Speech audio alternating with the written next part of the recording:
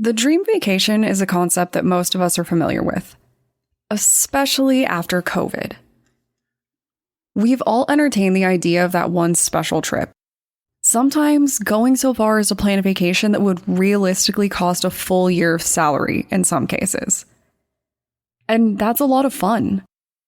Some very lucky people even get to go on their dream vacation. But even the most perfectly planned vacation doesn't guarantee your safety.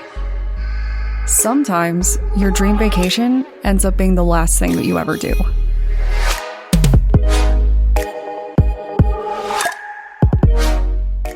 My name is Brienne, and I'm the host and creator of Among the Dirt and Trees, a show where we explore true crime cases that occur out in nature. In today's episode, we're going to talk about the Bluebelle and Terry Jo Duperrault, an 11-year-old girl who was known as the Sea Orphan or Sea Waif after she was fished out of the water following a shipwreck. Her story and the actions of the captain on this ship proved that the Bluebelle sinking was no accident, and the truth was much worse. Before we get started, I do just want to address the change in scheduling during this last week. If you do not follow the account on social media, you probably missed a pretty big update. My producer, who is responsible for making these episodes sound so nice and fancy, actually ended up with COVID. While I'm happy to report that he has now made a full recovery, and he sends his love for all the well wishes that he received on social media, it did slow production last week. But don't worry, he's going strong and we are officially back on schedule. The Duperrault family consisted of 5 people: Dr. Arthur Duperrault and Jean Duperrault, the parents, and 3 children named Brian, Renee, and Terry Jo. In 1961, Brian was 14, Renee was 7, and Terry Jo was 11. This family had plans of going on quite the adventure. Arthur, who was a sailor during World War II, had dreams of taking his family out on a private cruise aboard a yacht so he could teach them all about the sea. He started to work hard and he saved, and after several years of hiding away his money, he finally had enough to take his family on a trip from Florida to the Bahamas. The family chartered a yacht with a capable and experienced captain, and they set out for a week of fun. Aboard the ship was the family, their captain, Julian Harvey, who was an Air Force pilot, and the captain's wife, Mary Harvey, who was there to handle the cooking and cleaning aboard the ship while gaining some experience that she could maybe put in a book. As a writer, she was chasing a life-changing experience as much as the rest of them.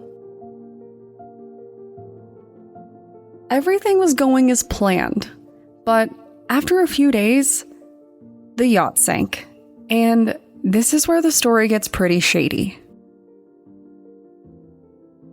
After the yacht sank, there was only one survivor: Julian Harvey. Now, we've all heard the saying, a captain goes down with his ship, but obviously, Harvey was not on board with this idea. Pun intended. And I can't really blame him for that. Julian Harvey was miraculously rescued from a dinghy, lost and floating at sea, but he also wasn't alone. With Harvey was Renee, and she was dead. As the sole survivor of the ship, Harvey was asked to explain what happened. He told his rescuers, and eventually the Coast Guard, that the ship ran into really severe wind, which caused the main mast to break. He swore that it broke so severely that the mast busted through the boat, allowing water to start rapidly filling the ship. And as if that wasn't bad enough, Harvey then informed them that there was also an oil spill, which caused a horrible fire to break out. In all of this chaos, he was unable to rescue anyone else on the boat. According to Harvey, he managed to find Renee and attempted to save her, but she ultimately drowned before he could. He chose to bring her body with him so that she could receive a real burial. But unfortunately, everyone else was lost with the ship. It's a pretty traumatic story, right? Everything that he told the Coast Guard was technically possible, but the local police weren't so sure. There were a few points of concern, like the fact that his dinghy had a huge collection of supplies, almost like he expected to be lost at sea for some time. But maybe that was just him being really prepared for the worst, right? He was a captain after all. Still, the Coast Guard didn't like his claim about how the ship went down either. Especially because he claimed that he couldn't get to the cockpit to ask for help or to control the spread of the fire. He claimed that he tried telling Arthur how to manage the boat, but in his story, Arthur made some decisions that didn't quite make sense. Like driving the boat into the wind, which would obviously make the fire worse. Even if his version of events was possible, it was generally believed that a man with Navy experience would have known how to navigate the situation and would not have made such random mistakes. After giving his official statement and answering every question, something incredible happened. Several days after Harvey was rescued, another crew found a young girl floating in a small dinghy at sea. The girl was Terry Jo, and she was alive.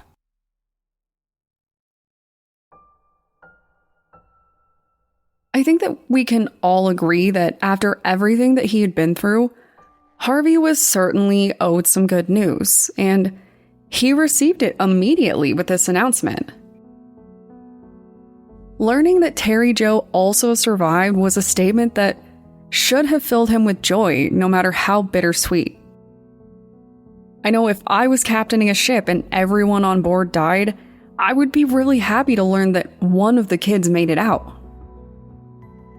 One less death would be a big reason to celebrate, even if the situation was still just awful overall. Instead, 4 days after his rescue, Harvey committed suicide in a hotel. When Terry Jo was revived after falling into a brief incapacitated state, it became clear why. 11-year-old Terry Jo had quite the story to tell, and every single detail was more damning than the last. On the day that the ship sank, Terry Jo had gone down below deck to the area where everyone slept. She fell asleep, but she didn't sleep for long. She woke up to her dear brother Brian screaming at the top of his lungs for their father. When she went to investigate the situation, she climbed upstairs and saw her brother and her mother, and it looked like they might not be alive. Harvey, ever the committed captain, shoved her back downstairs and told her to stay there. He was holding a gun, and being a good kid, Terry Jo listened, assuming that an emergency was happening and she needed to follow orders.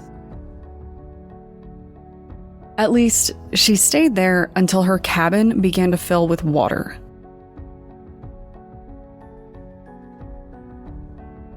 When she snuck back to the deck, she didn't see her family. Instead, Harvey was there screaming at her to hold the rope that led to the main dinghy. Being a terrified child, she was unable to keep hold of the rope, and the raft began to slip away. Harvey saw their only chance of survival floating away, and he jumped after it, throwing himself overboard so he could swim to it. He climbed on it, and he left, leaving Terry Jo standing on the deck of a sinking ship. Terry Jo was a clever young girl, and she remembered that the boat had a small raft that could be used to keep her out of the water. It was really small, and if you don't believe me, check out the pictures. I will link to some of them. This tiny raft was barely big enough to hold her, even though she was a pretty small kid. She stayed in the raft overnight while the air chilled her to the bone and the temperature dropped. She stayed, lost at sea, while the sun burned her skin and the temperatures began to rise again. Her raft, which was not designed to survive long spans of time at sea, began to break down, leaving her slowly settling into the water below and putting her at risk of running into some curious ocean predators. But as she drifted along, she ran into a group of porpoises, which are small whales that look a lot like dolphins. And they actually stayed with her for some time, swimming by her side. Unfortunately, she was still burning from sun exposure, and she had no water. Soon, she ended up in shark-infested waters, and just when all hope was lost, that was when they found her. The state of the water was so dangerous due to the sharks that they cautiously approached her to pull her out of the water, trying to keep her from getting eaten by one of them or from drowning, because it really wouldn't be safe to try to recover her if she fell in. Then, shortly after she was rescued, the dehydration and burns took their toll, and she fell into a barely coherent state for a few days. Eventually, she woke up. And when she woke up, the truth began to come out. Julian Harvey was a man with a long list of insurance claims behind him, which generally doesn't point to anything good. In his line of business, the odd claim or two isn't unusual, but Harvey's list began to look a lot more suspicious as Terry Jo told her story. Harvey was either incredibly unlucky, or he was a con man and a murderer. See, Mary wasn't Harvey's first wife to die under suspicious circumstances. In fact, 3 wives prior, his second wife, Joanne, had also died in a vessel that he was operating. At the time, he claimed that he lost control of his car, forcing it to slide from a bridge and into the water below. His wife and mother-in-law drowned while he swam to safety. Ultimately, they lost their lives, and Harvey made money.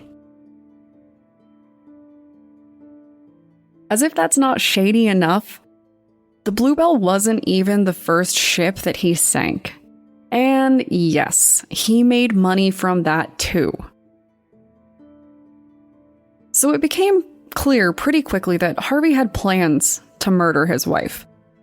Presumably, for the insurance policy that he had on her. You know, the one that was designed to pay out double if she died under accidental circumstances.